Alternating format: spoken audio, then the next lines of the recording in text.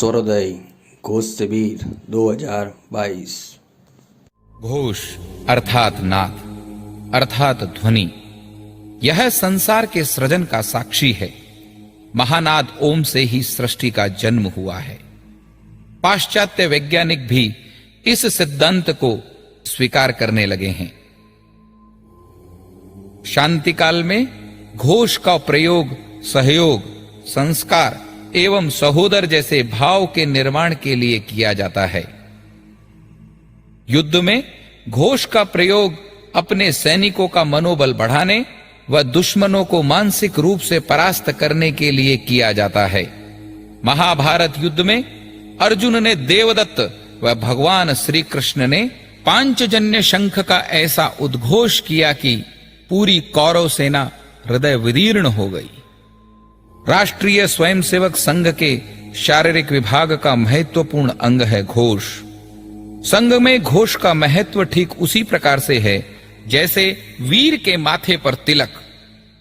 संघ में घोष के अनेक ज्येष्ठ वादक स्वयंसेवकों द्वारा किए गए कष्ट साध्य प्रयोगों का एक लंबा व रोचक इतिहास है।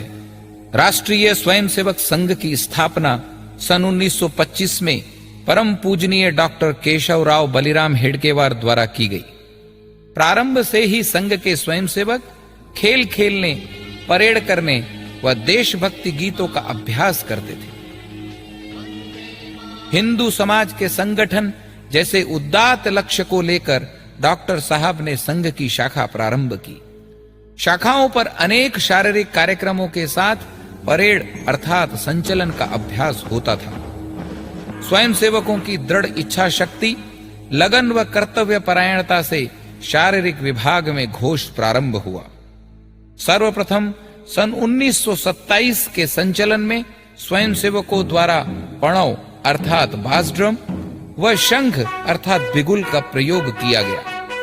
इस तरह संचलन के माध्यम से घोष वादन की परंपरा प्रारंभ हुई, जिसे स्वयंसेवकों ने अपने अथक परिश्रम द्वारा विकसित किया। प्रारंभिक दिनों में डॉक्टर जी के परिचित बैरिस्टर गोविंदराव देशमुख के सहयोग से सेना से सेवानिवृत्त बैंड मास्टर द्वारा स्वयंसेवकों का घोष प्रशिक्षण प्रारंभ हुआ। मार्तंडराव जोग प्रथम शंख वादक बने। पुणे के ज्येष्ठ स्वयंसेवक हरि विनायक दात्ये ने वंशी का वादन कर प्रथम रचना गणेश का निर्माण किया और कर्नाटक के एक स्वयंसेवक ने शंख में चेतक रचना का निर्माण किया।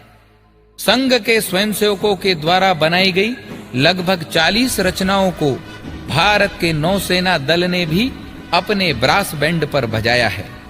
सन 1982 में भारत में संपन्न हुए 9वें एशियाड खेलों के उद्घाटन सत्र में नौसेना दल ने रचना शिवराज का वादन किया। संघ के घोष विभाग में अनेक वाद्यों का उपयोग किया जाता है। सभी वाद्यों की पृथक पृथक रचनाएं बजाकर स्वयंसेवक कर्णप्रिय संगीत का निर्माण करते हैं। वाद्यों की सूची में पणव अर्थात वास ड्रम, आनक अर्थात साइड ड्रम, शंख अर्थात बिगुल, तूर्य अर्थात ट्रम्पेट, गोमुख अर्थात इफोनियम,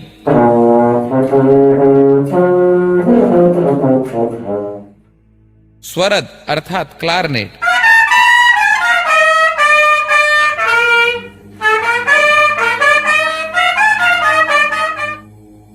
व नागांक अर्थात सैक्सोफोन का उपयोग किया जाता है।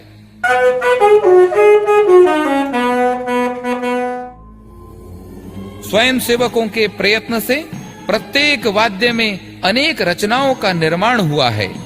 आज देश में 60,000 से अधिक वादक स्वयंसेवक होंगे। संघ के प्रथम अखिल भारतीय घोष शिक्षण प्रमुख श्री सुब्बू श्रीनिवास ने 10 वर्षों तक भारतवर्ष का सघन प्रवास कर निष्णात घोष वादक स्वयंसेवकों का निर्माण किया। घोष वादक स्वयंसेवकों के द्वारा अनेक प्रकार के शिविर वर्ग आयोजित होने लगे। इसी क्रम में नवंबर 2005 में फूलगांव पुणे में संघ का प्रथम अखिल भारतीय घोष शिविर आयोजित हुआ। इसके पश्चात देश भर में अखिल भारतीय एवं प्रांत स्तर पर घोष शिविर होने लगे। इसी क्रम में कर्णावती पूर्व विभाग का यह प्रथम घोष शिविर होने वाला है। आप सभी स्वयंसेवक रजिस्ट्रेशन कीजिए, अपेक्षित रचनाएं पूर्ण कीजिए और शिविर में सहभागी बनिए।